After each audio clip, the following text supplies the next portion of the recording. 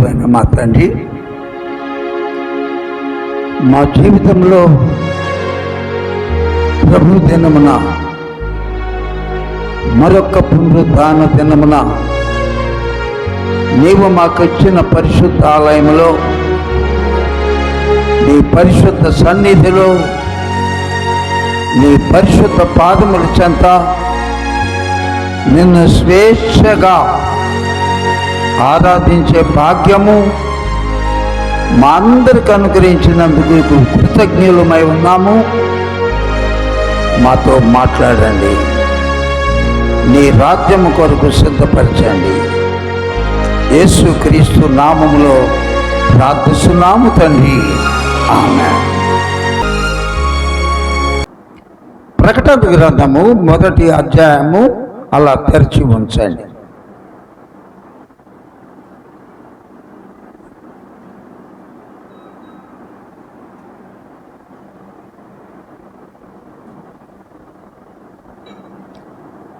ప్రకటన గ్రంథము 1వ అధ్యాయం అలా తెరిచి ఉంచితే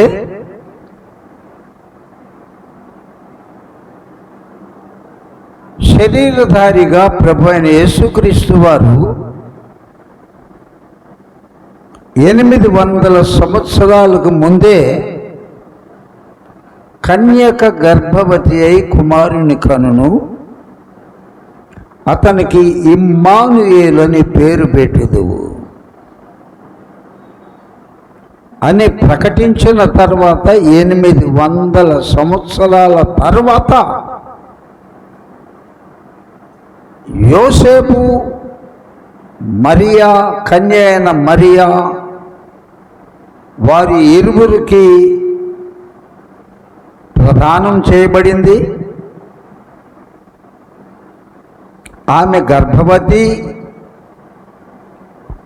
వారిద్దరూ ఏకము కాక మునుపు తల్లి అయిన మరియా, కన్య అయిన మరియా గర్భవతి అయిందని నీతిమంతుడైన యోసేపు విని రహస్యముగా ఆమెను విడనాడ ఉద్దేశించెను. అప్పుడు సర్వశక్తిమంతుడైన దేవుడు కల్పించుకొని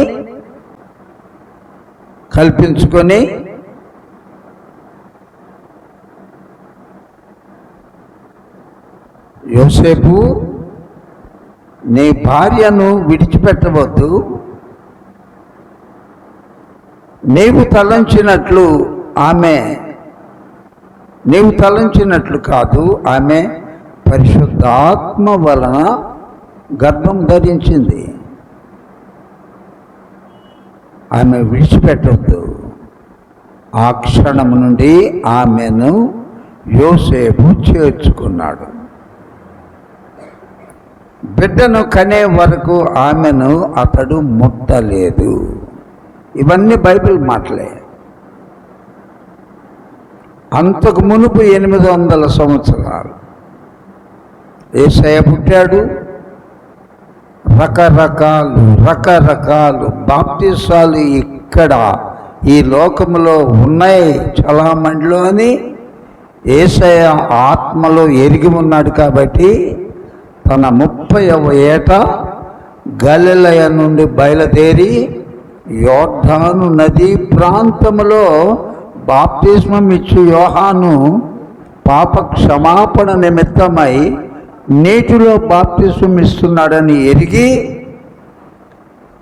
యేసయ్య కూడా నీతి యావత్తు ఇలాగ జరగాలి, నా తర్వాత బాప్తిస్మం తీసుకునే వాళ్ళందరూ పిచ్చి బాప్తిసాలు ఎవరింతతో వాళ్ళు కోరుకున్న ప్రకారము, ఎవరి చర్చిల్లో వాళ్ళు ఇష్టం వచ్చినట్టు కాకుండా నీతి యావత్తు, సృష్టి యావత్తు నా తదనంతరము ఇలాగ బాప్తిస్మం తీసుకోవాలని మాదిరిగా ఉండుటకు ప్రభు అయిన యేసుక్రీస్తు వారు కూడా బాప్తిస్మం తీసుకున్నారు. 33.5 సంవత్సరాలు మాత్రమే జీవాధిపతి అయిన యేసయ్య మహాద్భుతమైన పరిచర్య భూమి మీద చేశాడు. పరలోక రాజ్యము సమీపించి ఉన్నది. పరలోక రాజ్యము చేరాలి అంటే ప్రతి ఒక్కరూ మారు మనసు పొందండి, సువార్తను నమ్మండి అనే మేలు చేయొచ్చు.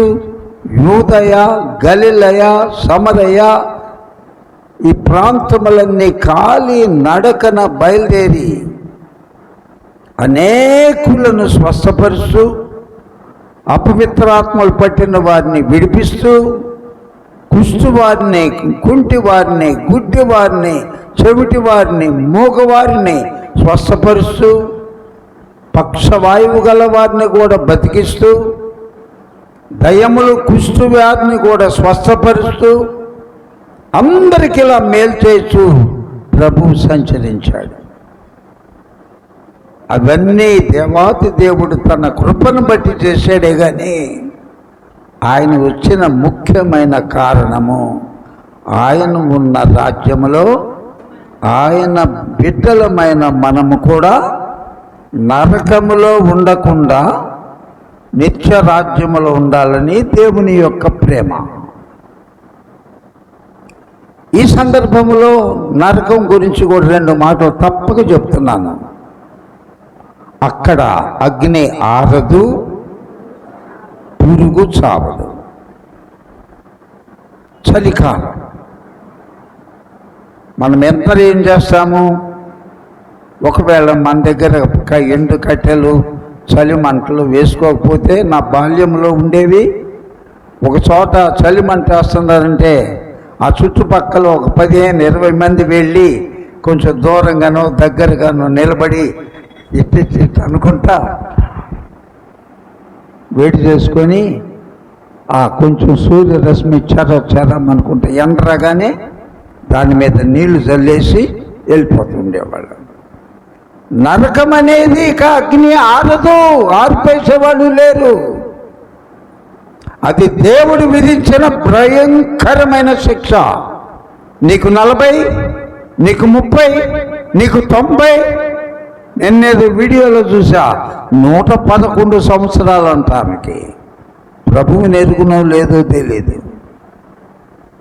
111 సంవత్సరాల ఆయుష్కాలం దేవుడిచ్చిన యేసయ్య ఎవరు వినకుండా ఆయన రక్తంలో కడగబడకపోతే 111 కాదు, మరొక 3 కలిపి 115 అయినా ఆమె అగ్నిగుండమేగా.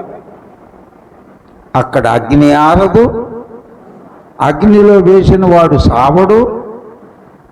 పెద్దగా యుగాయుగములు కేకలు,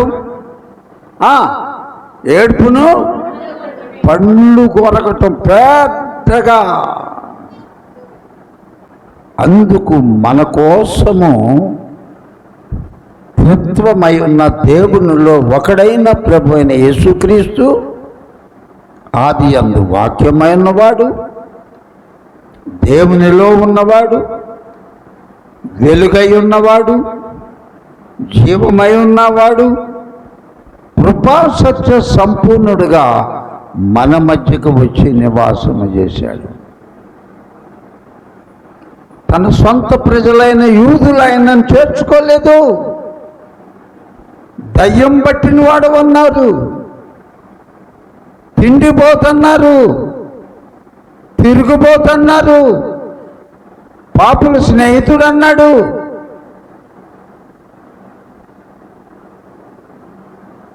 ఎందరైతే ఆయనను అంగీకరించి ఉన్నారో, అనగా ఆయన నామమందు విశ్వాసముంచిన వారికి దేవుని పిల్లలగుటకు ఆయన, మనం ఆయన ఒప్పుకున్నాం కాబట్టి మనం పరలోకం పోబోతున్నాం. ఇప్పుడు మొదటి అధ్యాయము ప్రకటన గ్రంథము 18వ వచనము నేను చదువుతున్నాను. నేను మొదటి వాడను, కడపటి వాడను. మొట్టమొదట ఆది నేనే, అంతము నేనే. ఆది అంటే ఎప్పుడు? సృష్టి కలగక ముందే ఎప్పుడు నుంచి ఉన్నాడో ఉన్నాడైనా. మోషేతో చెప్పాడు, అయ్యా నువ్వు పంపించావు అన్న చెప్తానికి నీ పేరు చెప్పు. ఏమన్నాడు? ఉన్నవాడను. ఎప్పుడు ఉన్నావయ్యా? ఎప్పుడూ ఉన్నవాడిని. ఎక్కడ ఉన్నావయ్యా? ఎక్కడైనా ఉన్నాడు. మొదటి వాడని నేనే. ఆయనకు ముందు ఎవ్వరూ లేరు, ఆయన తర్వాత కూడా ఎవ్వరూ ఉండరు. మొదటి వాడను, కడపటి వాడను, అప్పుడు ఇప్పుడు నిరంతరం జీవించువాడను. మిమ్మలను నేనున్న స్థలములో ఉండాలని మృతుడనైతేను కానీ ఇదిగో యుగ యుగములు ఉన్నాను. మరియు మరణము యొక్కయు పాతాళము యొక్కయు తాళపు చెవులు నా స్వాధీనములో ఉన్నవి. అంటే పరలోకములకు తీసుకువెళ్ళగలను, నాకు ఇష్టలుగా బతికితే నరకములో కూడా పడద్రోయగలను. నేను మిమ్మల్ని నరకములో పడద్రోయగలిగితే ప్రభువా అన్యాయం చేసేవాడిని అడగగలిగిన వాడు ఎవరైనా ఉన్నాడా? నేను ఉన్న నిత్య మహిమ రాజ్యంలో తీసుకువెళ్తే అతడు మంచోడు కాదు, అతను ఎట్లా పరలోకం తీసుకెళ్ళాలని అడగగలిగేవాడు ఉన్నాడా? అది ఇప్పుడు కొన్ని రిఫరెన్స్ చెప్తాను, జాగ్రత్తగా చూడండి. దేవుడు సర్వశక్తిమంతుడు, ఆయన నిత్యుడగు తండ్రి. తన శిష్యుడైన ప్రియతమ కుమారుడైన తిమోతికి రాసిన మొదటి పత్రిక, బైబిల్ ఉన్నవారు చూడండి, నెమ్మదికైనా పర్వాలేదు, ఏం కలవరపడద్దు.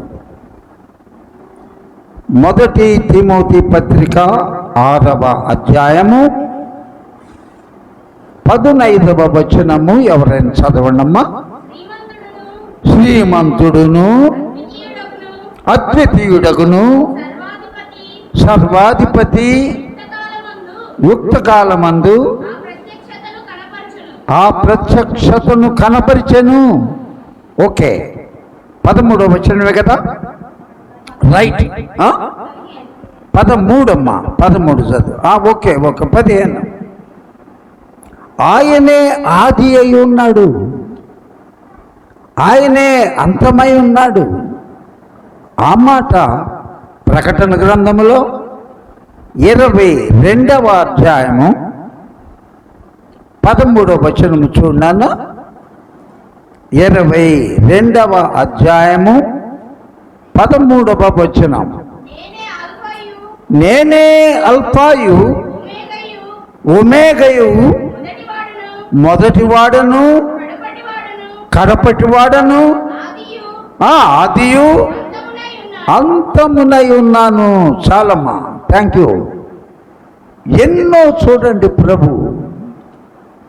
Only God, one and only God. ముక్కోటి దేవతలు కాదు, ఒక్క దేవుడు. తరతరాలుగా యుగ యుగాలుగా తండ్రి కొంతకాలము పరిపాలన, కుమారుని కొంతకాలం పరిపాలన, ఇప్పుడు నీతి న్యాయములతో పరిశుద్ధాత్మ దేవుని పరిపాలనలో మనమున్నాం. ఆయనే సృష్టికర్త, ఆయనే సృష్టి అంతా నీతి న్యాయములతో నడిపిస్తున్నాడు. సమస్తము ఏలువాడాయనే, పరలోకమందు భూలోకమందు సర్వాధికారము కలిగిన వాడు ఆయనే. ద్వితీయోపదేశకాండము 32:40. ఆయన పేరే ఉన్నవాడు అనువాడు.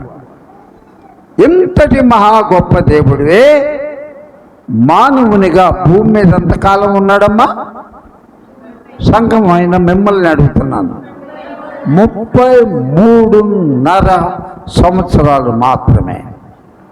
భూమి మీద శరీరధారిగా 33.5 సంవత్సరములు మాత్రమే. కానీ మొదటివాడు, మొదటి నుండి ఉన్నవాడు. ఎవరికంటే మొదటివాడు?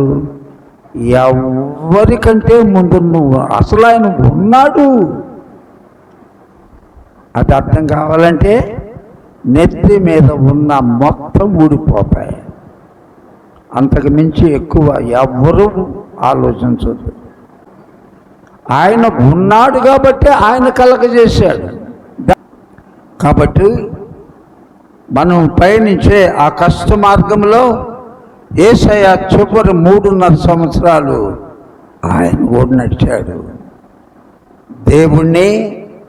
దేవుని కుమారుణ్ణి అని సుఖంగా బ్రతికాడా? మనకన్నా నరక యాతన అనుభవిస్తే కానీ మనకు పరలోక రాజ్యము దొరకట్లా. శ్రమలతో రోగములతో విడుదలనిస్తూ ఉన్నవాడు అందరికీ. అటువంటి దేవుడు పరలోకమునకు తిరిగి వెళ్ళే సమయం వచ్చినప్పుడు ఆత్మలో మూలిగాడట. యోహాను సువార్త చూడండి ఒకసారమ్మా. యోహాను సువార్త 12వ అధ్యాయము. ఇక ఆయన శరీరధారిగా ఉన్న దినాల్లో చివరి దినాలు. ఇక్కడ లాజరు చనిపోయే సంఘటన అన్నమాట ఇది. యోహాను సువార్త 12:27 వచనం చదువునానా. ఇప్పుడు నా ప్రాణము కలవరపడుచున్నది. చదువు. తండ్రి చాలు. ఎంత వేదన పడుతున్నాడంటే మరణ సమయము దగ్గరకు వచ్చింది. శరీరంలో ఉన్నాడు కాబట్టి కొద్ది గడియల్లో నేను చచ్చిపోతాను, కొరడాలతో కొడతారు, బల్లెంతో పొడుస్తారు. మనిషిగా ఉన్నాను కాబట్టి 80 కిలోల పచ్చి మాను నేను మొయ్యలేను, తల్లడిల్లిపోతాను, తొట్టిల్లుతాను, పడిపోతాను, సిలువ నా మీద పడుద్ది, దాహమవుద్ది. ఇదంతా ఆత్మలో చూస్తూ ఉన్నాడు ప్రభు. అందుకని ఆత్మలో మూలుగుతున్నాడు. బాగా చలి జ్వరం వచ్చినోడు ఏం చేస్తాడు? పక్కన ఉన్నవాళ్ళు ధైర్యంగా ఉన్నాడు, తగ్గిపోద్ది. వాళ్ళు తగ్గిపోద్దని చెప్తారు. ఈ మూలుగులు ప్రతి మానవుడు అనుభవించే మరణకరమైన బాధ యేసయ్య కూడా అనుభవించాడమ్మా. శిలువ సంబరముకు ముందు శిష్యులతో పస్కా పండుగ వెంటనే కలవరపడ్డాడు. ఆత్మ వ్యధ ఆగలేకంటున్నాడు, మీలో ఒకరు నన్ను అప్పగించబోతున్నాడు. ఇక మరణ భయం యేసయ్య కూడా వచ్చింది. ఎందుకని చెప్పండి మీరు? మానవుడిగా ఉన్నాడు కాబట్టి 100% మానవుడే. అందుకని మరణం అంటే భయం వేసింది. మూలిగాడు. ఇవన్నీ రిఫరెన్సులు ఉన్నాయి. కానీ యోహాను సువార్త ఇదొకటే చదివిస్తాను చూడండి అమ్మా. 13వ అధ్యాయము 21వ వచనం. యేసు ఈ మాట పలికిన తర్వాత ఆత్మలో, అందరు చెప్పండి అమ్మా, యేసయ్య ఏం చేశాడంట? కలవరపడ్డాడు. రేయ్, 100 మందిని నీ చుట్టూ కాపలా పెట్టుకో. రేపు 12ంటికి నిన్ను లేపేయకపోతే చూడు అని మన ఇంటికి ఎవడన్నా పోస్టర్ అంటించాడు అనుకుందాం. మన వాళ్ళని తెచ్చిపెట్టుకుంటా. కానీ హృదయంలో చెప్పలేనంత కలవరం ఉంటుందా లేదా? అది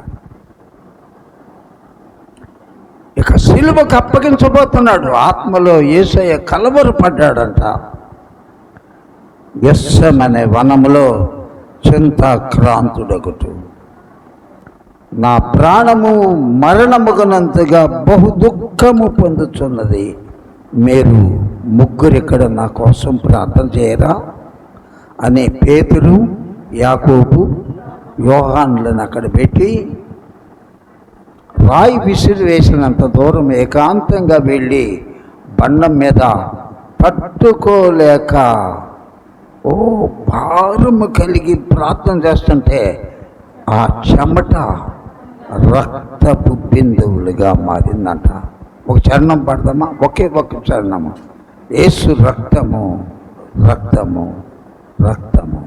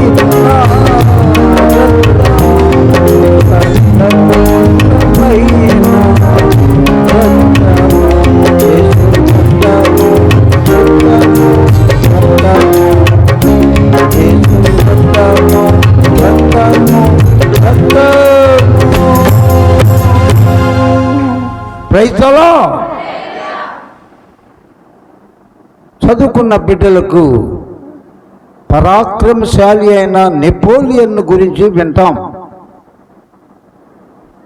నెపోలియన్ ద గ్రేట్ అంటారు అతన్ని. అతన్ని చంపేయాలనుకున్నారు శత్రువులు. తనకు ఆహారం పెట్టేవాడిని పట్టుకున్నారు. ఒక్కసారి పాయిజన్ చేస్తే ఖచ్చితంగా వీడు కావాలని నన్ను వీడు చంపేశాడని తెలిసిపోద్దని వాడికి కావలసినంత డబ్బులు అప్పచెప్పి రోజు కొంచెం పాయిజన్, ఎప్పటికీ అనుమానంకూడదు, అట్ ఏ టైం చచ్చిపోకూడదు. రోజు తను ప్రియముగా తినే ఆహారంలో కొంచెం కొంచెం కొంచెం. లాల్ బహదూర్ శాస్త్రి కూడా అంతే, మన ప్రైమ్ మినిస్టర్ రష్యాలో. అక్కడ పాయిజన్ చేశారు, ఇండియాకు వచ్చి చచ్చిపోయాడు. తట్టుకోలేకపోయాడంట. ఇంగ్లీష్ వారు ఈ పని చేసింది.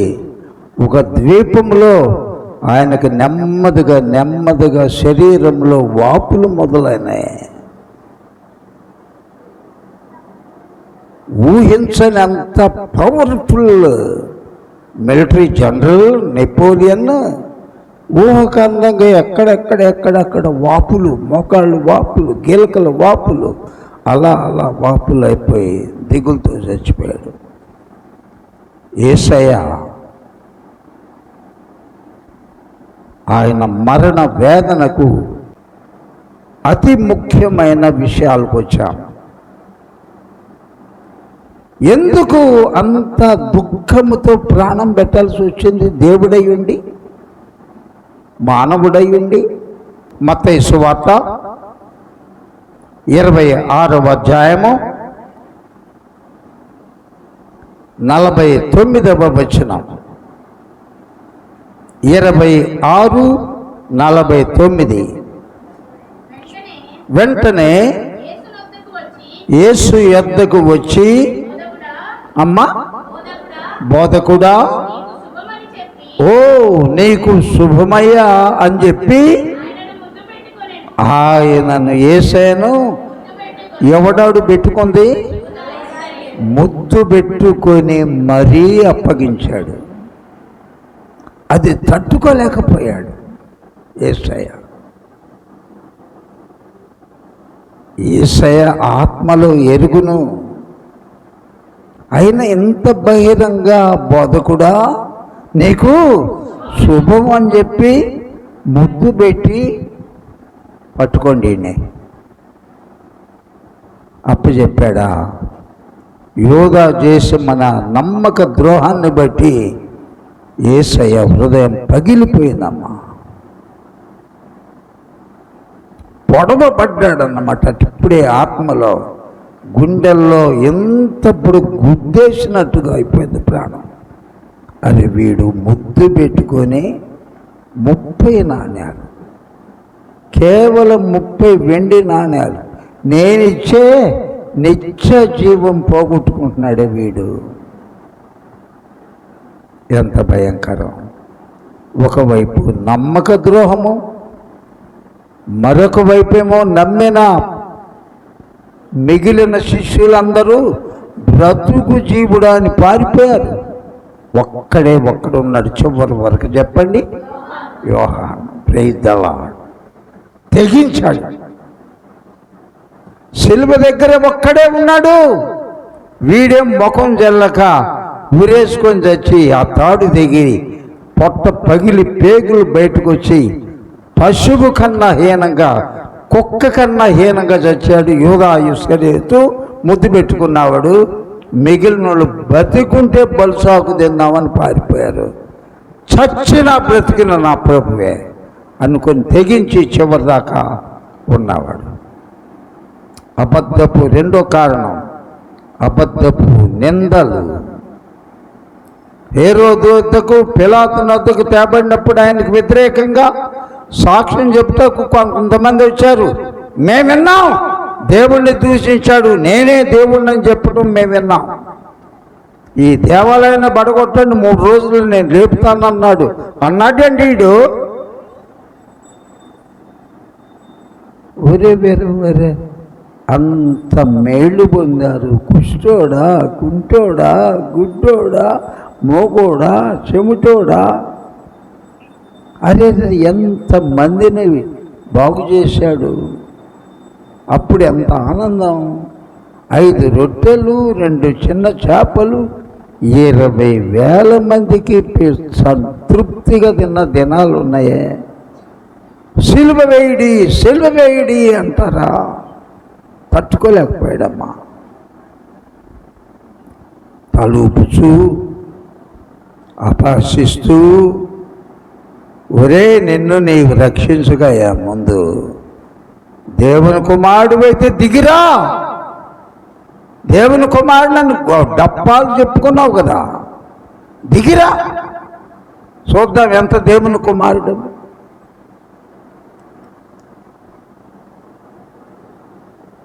అటువంటి భయంకరమైన తట్టుకోలేకపోయాడు. అందుకని ప్రభువు ఒకటి అంటున్నాడు, నేను మొదటి వాడను, కడపటి వాడను, నిత్యము జీవించుచున్నవాడను, మరియు మరణము యొక్కయు పాతాళము యొక్కయు తాళపు చెవులు నా స్వాధీనంలో ఉన్నాయి అని మనందరికీ ఏం చెప్తున్నాడు ప్రభు? నాకు ఇష్టలుగా బ్రతకండి, ఇష్టలుగా బ్రతకండి. నాకు ఇష్టలుగా బ్రతికితే నేనున్న స్థలంలో మీరు ఉండినట్లు నేను మరలా వచ్చి నేను మిమ్మలను అక్కడ తీసుకొని వెళ్తాను. పరిశుద్ధ ఆత్మదేవుడు ఈ మాటలు మనందరి హృదయంలో నాటి నిత్య జీవము కొరకై సిద్ధపరచును గాక. ఆమేన్.